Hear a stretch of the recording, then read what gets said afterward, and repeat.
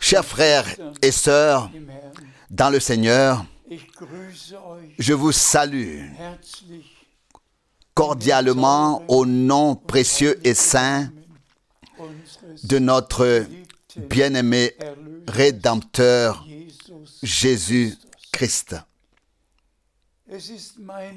C'est mon souhait et ma prière que Dieu bénisse cette émission d'une manière particulière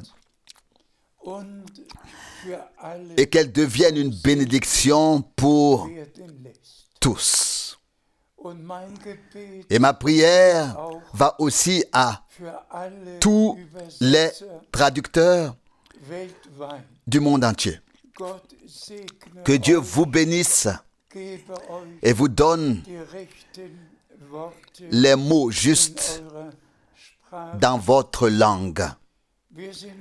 Nous sommes vraiment arrivés à une période où nous pouvons relever la tête car nous savons que notre rédemption est proche. Nous savons tous ce que Dieu a promis et ce que Dieu fait maintenant. Nous connaissons tous la prophétie biblique et nous en voyons l'accomplissement dans le monde entier, même le premier jour de l'année. Le grand tremblement de terre au Japon. Et si nous regardons autour de nous, tout a changé. Et nous reconnaissons que le retour du Seigneur est vraiment très proche. Et nous pensons alors aux précieux passages bibliques qui nous sont adressés, pour que nous les écoutions. Et nous avons aussi reconnu que le dernier message a été apporté avant le retour de Jésus-Christ et qu'il a atteint les extrémités de la terre. Et nous croyons que frère Branham était le prophète envoyé par Dieu et promis pour remettre toutes choses en place. Et lorsque nous lisons dès le début du livre des Actes, et il s'est écrit « Et il persévérait dans l'enseignement des apôtres, dans la prière et dans la communion fraternelle. Ils demeurèrent au commencement originel. Mais qu'est-ce qui a suivi dans les années qui ont suivi? Et nous devons maintenant insister sur le fait que nous avons été ramenés à l'origine, que nous restons dans l'enseignement des apôtres. Ce n'est qu'ainsi que nous pouvons demeurer devant Dieu dans la vraie prière et dans la communion de l'Esprit avec le Seigneur et entre nous. Le Seigneur m'a aussi parlé plusieurs fois. Il a pourtant aussi dit « Mon serviteur, rassemble-moi, mon peuple, tous ceux qui ont fait alliance avec moi, afin qu'ils écoutent mes paroles. » Nous ne voulons pas d'histoire, nous ne voulons pas d'interprétation, nous voulons entendre la parole originale et revenir vraiment au commencement originel, tel qu'il était dans les Actes des Apôtres. Et nous savons tous aussi que si la promesse a été faite, je vous enverrai le prophète Élie. Nous devons revenir alors à ce qu'Élie a fait. Il a convoqué le peuple de Dieu qui était parti dans toutes les directions. Puis, il a pris les 12 pierres, a construit l'autel et a crié au peuple: jusqu'à quand boiterez-vous des deux côtés? Et nous devons dire la même chose maintenant. Plus de va-et-vient. Et si l'on pense ensuite à Hébreux 3, verset 7, au peuple d'Israël, mais eux, ils n'ont pas connu mes voies et ils se sont égarés dans leur cœur. Peuple de Dieu, frères et sœurs, nous devons reconnaître la voix du Seigneur avec son Église en ce temps et ne plus suivre nos propres voies. C'est vraiment un temps très sérieux. Et nous l'avons d'ailleurs entendu dans certaines émissions à l'occasion de la nouvelle année. Certains ont utilisé l'expression « ce pourrait être la dernière année ». Nous avons en effet un cœur en langue allemande parce que Jésus t'appelle et t'invite. Ce pourrait être la dernière fois. Et ensuite, ce pourrait être la dernière année. Seul Dieu connaît le temps du retour, mais nous voulons être préparés. Lisons quelques passages de la Bible et que Dieu nous fasse la grâce que chaque parole nous interpelle. S'il te plaît, frère Borg. Nous lisons Ésaïe 44, verset 26a.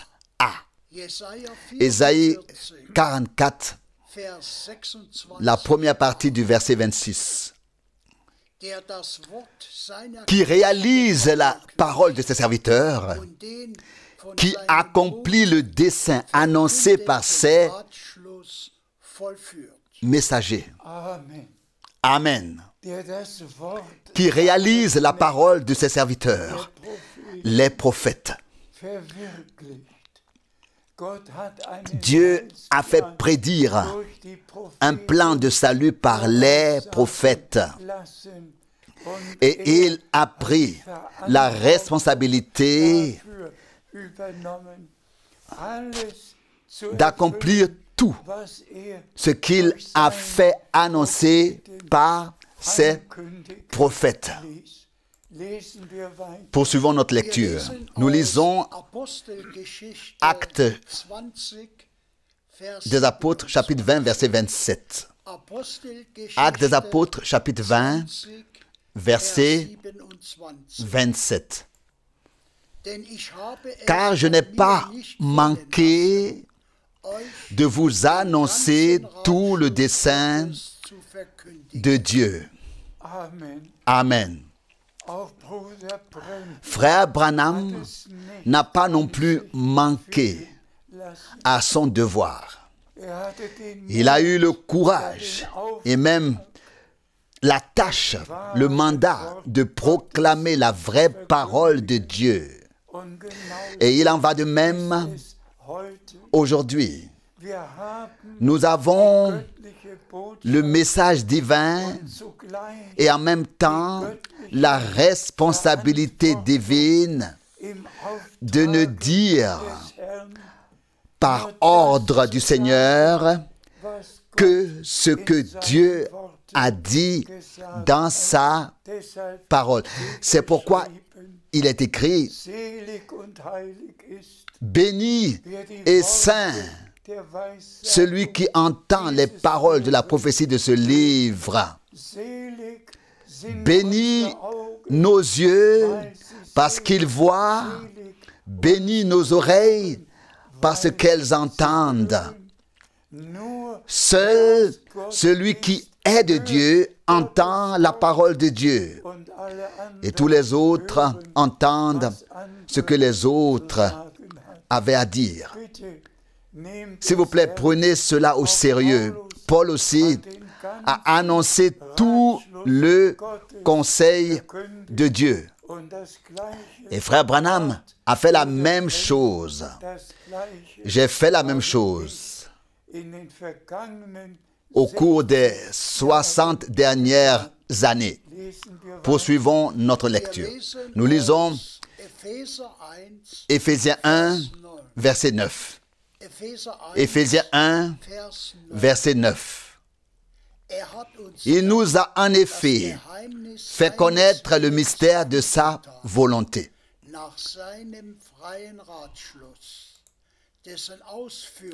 selon le libre dessein qu'il s'était proposé d'accomplir. Nous disons aussi Amen à cela. Il nous a fait connaître le mystère de sa volonté concernant l'Église, l'Église épouse. Et c'est pourquoi nous le transmettons. Nous n'avons rien à apporter de nous-mêmes, seulement ce que le Seigneur nous a fait connaître. Et nous pouvons en témoigner de tout cœur. Il nous a fait connaître le mystère de sa volonté qu'il avait fait annoncer avant les temps éternels pour nous le faire connaître. Et nous l'avons reçu par grâce et avons pu le transmettre. S'il te plaît, nous lisons 1 Pierre, chapitre 1, versets 3 à 5. 1 Pierre, chapitre 1, versets 3 à 5. Je lis le verset 3. Loué soit le Dieu et Père de notre Seigneur Jésus-Christ, qui, selon sa grande miséricorde, nous a fait naître de nouveau à une espérance vivante par la résurrection de Jésus-Christ d'entre les morts. À cela aussi nous disons Amen. La résurrection était la victoire pour que la vie nouvelle puisse émerger. Un corps mortel de notre Seigneur a été déposé dans la tombe. À la résurrection, un corps de résurrection. Et ainsi, nous aussi, nous avons une vie nouvelle. La vie nouvelle, telle qu'elle a été manifestée par la puissance de la résurrection. Et ainsi, nous avons, nous aussi, reçu la nouvelle vie divine par grâce. Loué soit le nom du Seigneur. S'il te plaît, nous lisons le verset 4. pour un héritage incorruptible, sans tache et non flétri, qui est gardé pour vous dans les cieux. Nous disons aussi Amen à cela. Nous sommes héritiers de Dieu et co-héritiers de Jésus-Christ. Et tout est gardé pour nous dans les cieux. Et nous irons de surprise en surprise en voyant tout ce que Dieu a préparé pour nous. Restons fidèles jusqu'à la fin, car seul celui qui reste fidèle jusqu'à la fin sera couronné et enlevé dans la gloire. S'il te plaît, nous lisons le verset 5. Vous qui, par la puissance de Dieu, êtes gardés par la foi pour le salut qui est prêt à être révélé dans les derniers temps. Amen. Cette parole s'adresse directement à nous maintenant, qui attendons le retour de Jésus-Christ. Et nous savons qu'il reviendra et que le temps est proche. Il l'a dit lui-même. Quand toutes ces choses arriveront, sachez que c'est à la porte.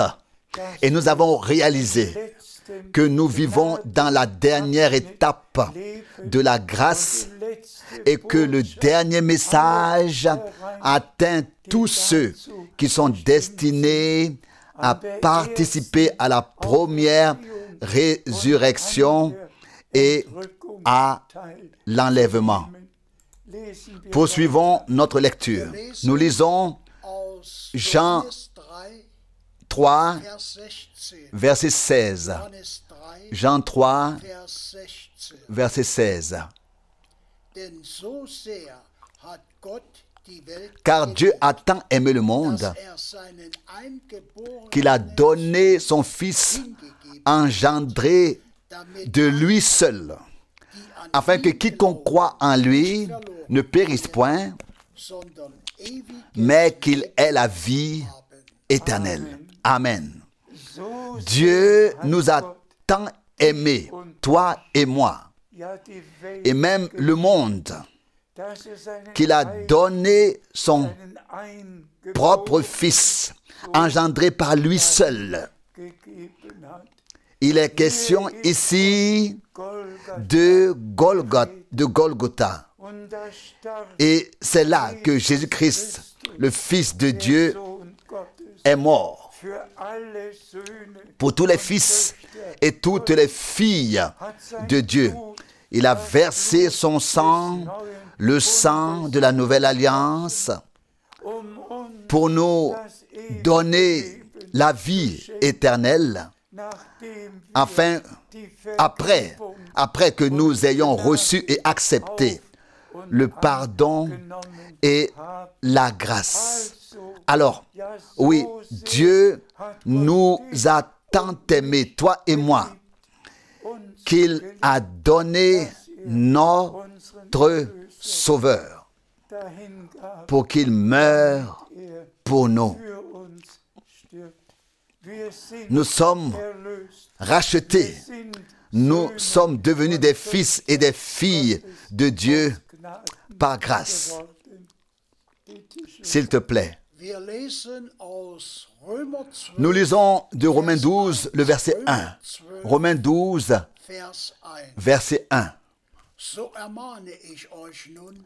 Je vous exhorte donc, frères, par les compassions de Dieu, à offrir vos corps comme un sacrifice vivant, saint, agréable à Dieu. que ce soit là votre service divin raisonnable. À cela aussi, chers frères et sœurs, nous disons Amen. Nos corps sont le temple de Dieu. J'habiterai et je serai au milieu d'eux. Je serai leur Dieu et ils seront mon peuple. La rédemption a tout de même eu lieu afin que tout devienne nouveau en nous et que le Seigneur puisse faire sa demeure à nous par la foi. Que ce soit là notre service divin raisonnable, que nous mettions aussi nos corps à la disposition du Seigneur comme temple de Dieu. Donc, pas seulement chanter et prier avec des mots et tirer et tenir des services divins, mais que nos corps puissent vraiment être un temple. Et si nous nous réunissons, que nous nous réunissions en tant qu'enfants de Dieu, et alors ce sera notre service divin raisonnable devant la face du Seigneur. Que Dieu nous accorde à tous, par grâce, de vivre de tels services divins à partir de maintenant. S'il te plaît. Nous lisons Romains 12, verset 2. Romains 12, verset 2. Ne conformez pas votre conduite à celle du siècle présent, mais soyez transformés par le renouvellement de vos sens, afin d'acquérir un jugement sûr sur ce qu'est la volonté de Dieu, la volonté bonne, agréable et parfaite. Loué soit le Seigneur de ce que nous avons un jugement sûr à ce sujet. Ô Dieu, accorde-nous à tous de connaître réellement la volonté de Dieu, la bonne, agréable et parfaite à notre égard et à l'égard de l'Église. Car nous ne prions pas seulement que ta volonté soit faite sur la terre comme au ciel, mais comme notre Seigneur l'a prié à Gethsémani, que ma volonté ne soit pas faite, mais la tienne, que nous puissions prier, et cela sincèrement de tout notre cœur, vraiment de tout notre cœur. Seigneur bien-aimé, que ma volonté et non la tienne soit faite dans ma vie et dans la vie de l'Église. C'est le moment où nous devons laisser chaque parole de Dieu nous parler et avoir intérieurement l'approbation et être prêt à faire ce que le Seigneur nous a dit. S'il te plaît. Nous lisons Éphésiens 4, versets 22 à 24. Éphésiens 4, versets 22 à 24. Je lis le verset 22. Qu'en effet, eu égard à votre conduite antérieure, vous devez vous défaire du vieil homme qui se détruit par suite des convoitises trompeuses. une autre parole très sérieuse, que vous devez vous débarrasser du vieil homme et vous revêtir du nouvel homme créé selon la justice de Dieu. Que Dieu nous donne cela à tous les jeunes, à tous ceux qui ont vieilli, que Dieu nous l'accorde à tous, car nous n'appartenons pas à ce monde. Ici, nous sommes des hôtes et des étrangers, des hôtes et des étrangers. Notre patrie est là-bas, dans les cieux. Aussi les jeunes ne doivent pas non plus aller dans des associations mondaines, mais se mettre à la disposition du Seigneur. En effet, nous avons tous été destinés à ne plus vivre notre vie, mais à être là pour le Seigneur et avoir sa vie ici sur terre.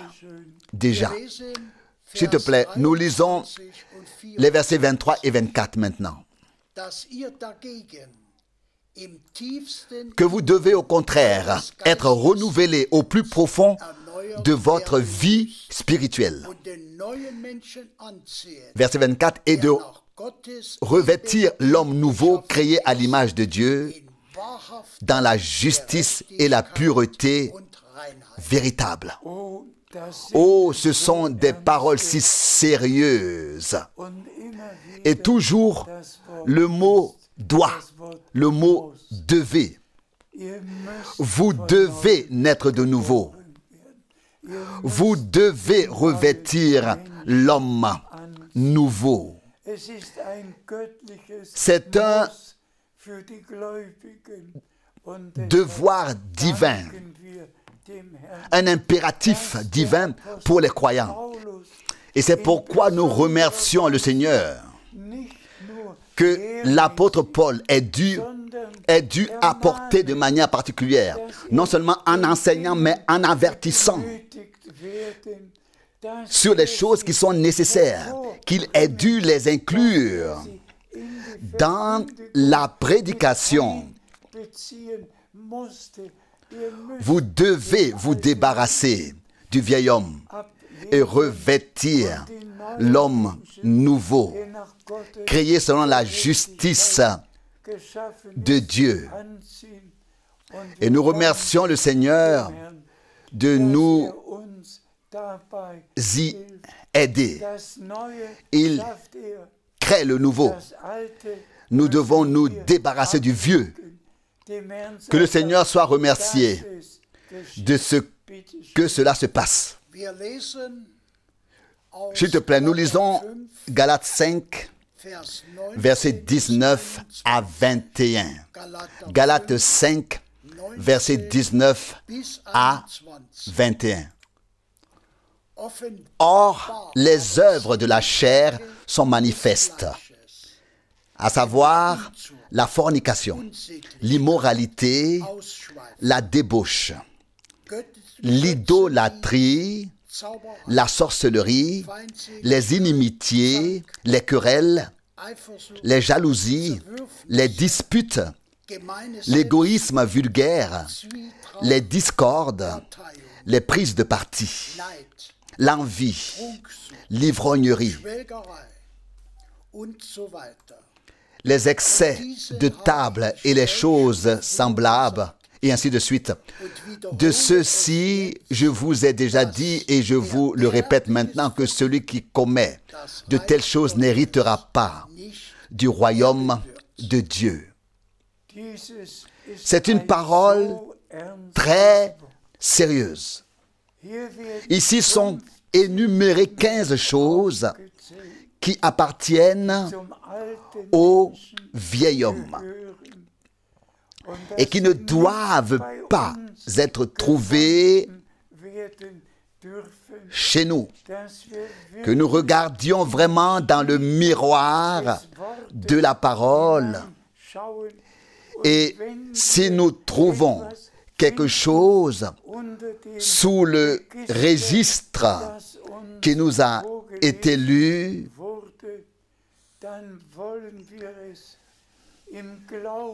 dans la foi, avec un cœur brisé, en nous repentant, nous voulons nous en débarrasser et demander au Seigneur de nous aider à ce que le vieil homme soit vraiment dépouillé avec toutes ses caractéristiques et que tout puisse devenir nouveau par grâce. S'il vous plaît, regardons tous dans le miroir de la parole et nous remercions le Seigneur de ce qu'il est possible que tout devienne nouveau dans notre cœur, dans nos pensées et dans notre vie. S'il te plaît, nous lisons Galates 5,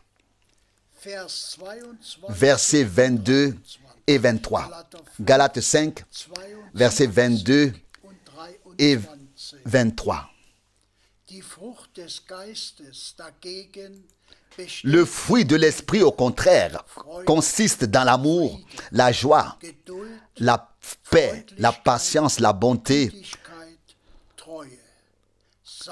la bienveillance, la fidélité, douceur, constance.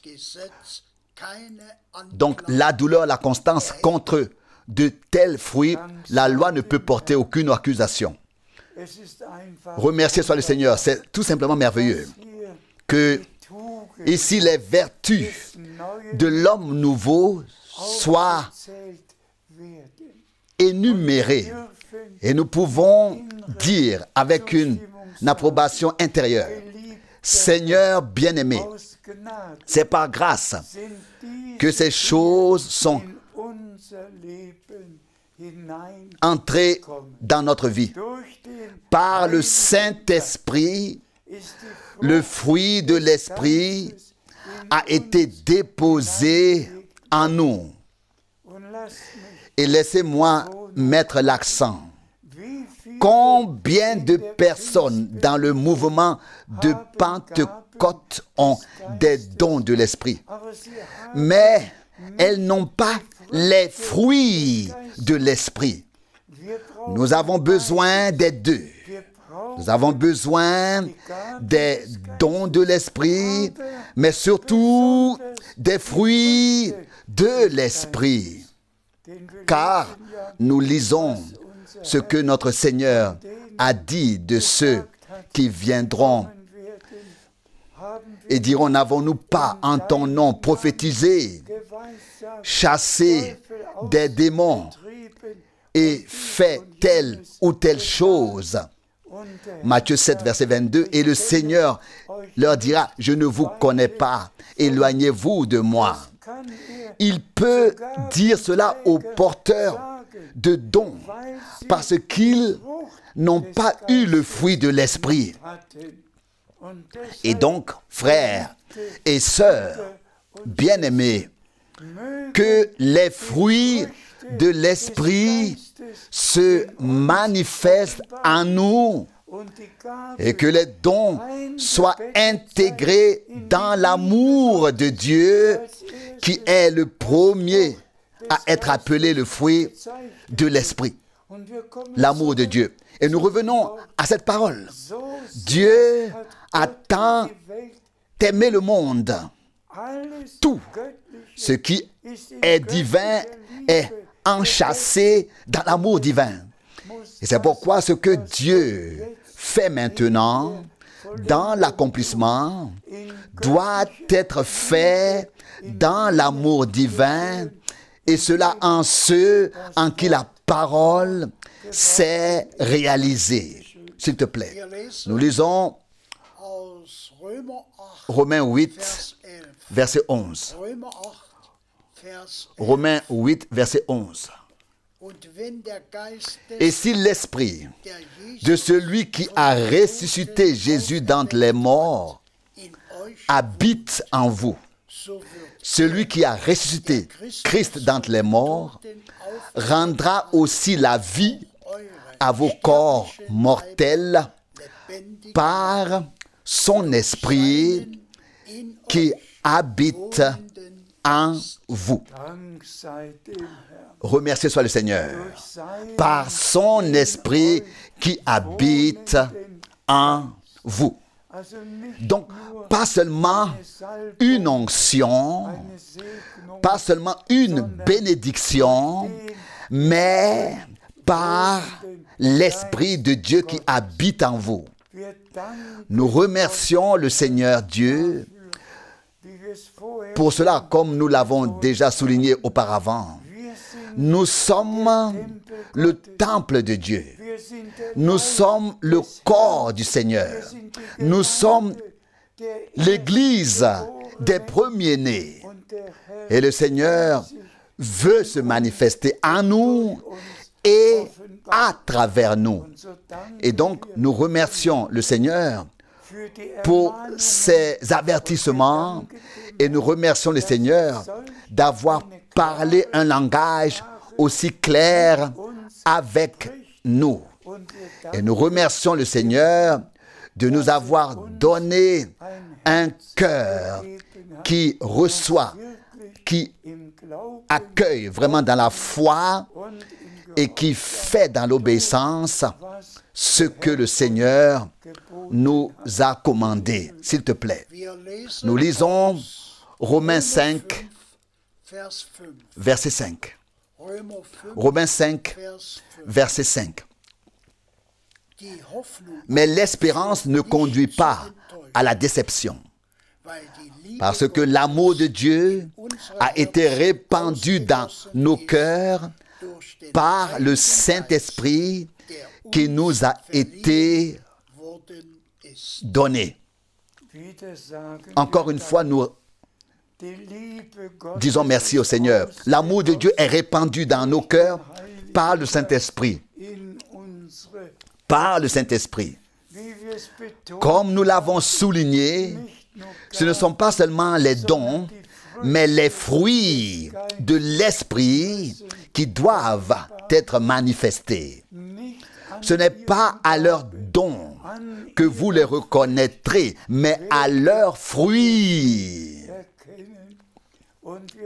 Et nous sommes très, très reconnaissants au Seigneur de ce que nos corps mortels soient transformés par la puissance même du Saint-Esprit, tout comme l'intérieur a été changé, a été transformé, et de même que Dieu nous a donné un nouveau cœur, une nouvelle vie, de même, il nous donnera un nouveau corps par la puissance de Dieu, par la puissance du Saint-Esprit.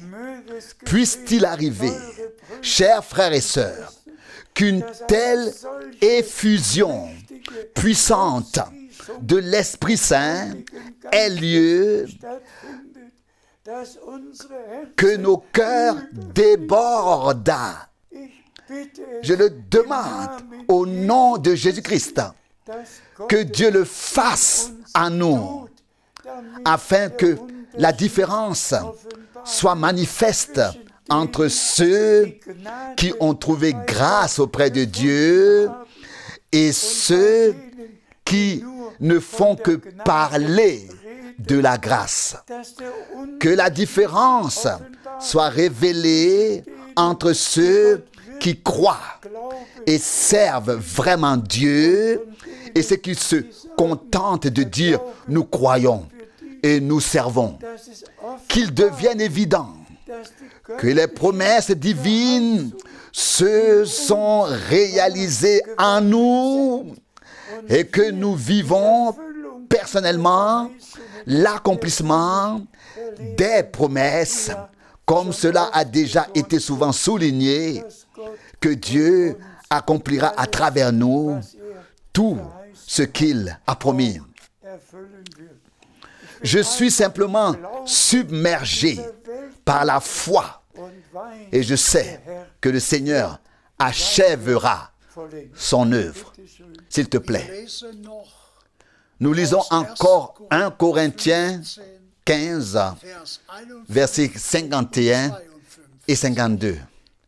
1 Corinthiens 15, versets 51 et 52.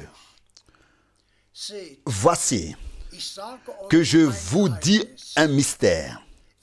Nous ne nous endormirons pas tous, mais nous serons tous changés en un instant, en un clin d'œil, au dernier son de la trompette, car la trompette sonnera, et aussitôt les morts seront ressuscités dans l'incorruptibilité, et nous serons changés. Loué et exalté soit notre Seigneur. Nous l'avons dit au début, le temps touche à sa fin. Je veux dire le temps de la grâce. Et la venue du Seigneur est vraiment à la porte. Ce pourrait être la dernière fois que le Seigneur nous parle de manière aussi claire.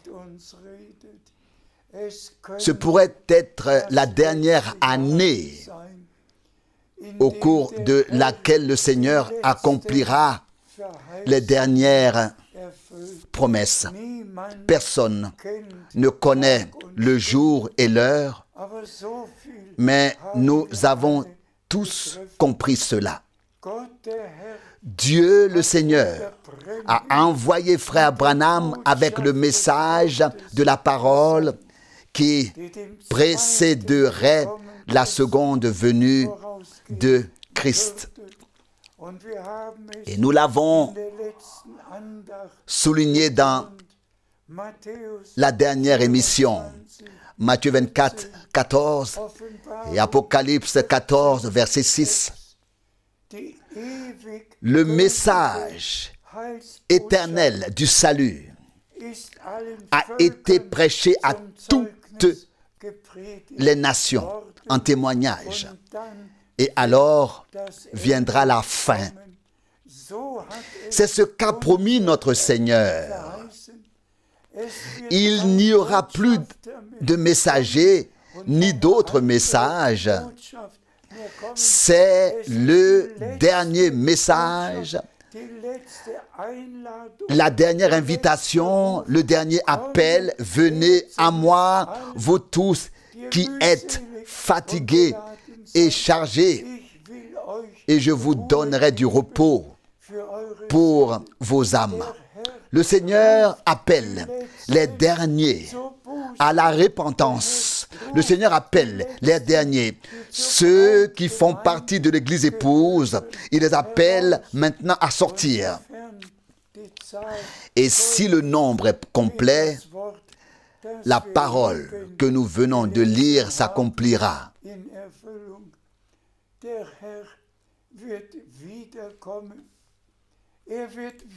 Le Seigneur reviendra, il reviendra, alléluia, pour nous ramener à la maison. Et les morts en Christ ressusciteront premièrement. Et les vivants en Christ seront changés. Et selon 1 Thessaloniciens 4, nous serons ensemble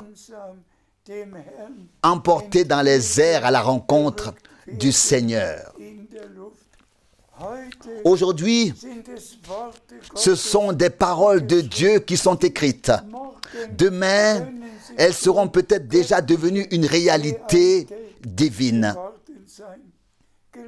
Elles ont été lues au cours des 2000 dernières années. Tous ces passages bibliques ont pu être lus, mais aujourd'hui, nous vivons le temps de l'accomplissement de la prophétie biblique. Et nous pouvons remercier de tout cœur notre Seigneur d'avoir reconnu les signes de la fin des temps, d'avoir entendu le dernier message et d'y avoir cru, d'avoir été ramené à l'enseignement, à la pratique des apôtres. Nous croyons comme ils ont cru, nous baptisons comme ils ont baptisé. Nous tenons le souper comme ils l'ont tenu. Nous prions comme ils ont prié. Nous avons été ramenés à l'enseignement des apôtres. Et celui qui s'y oppose ne pourra pas être présent. Mais le Seigneur a voulu tout restaurer, tout rétablir par le dernier ministère et tout remettre en place.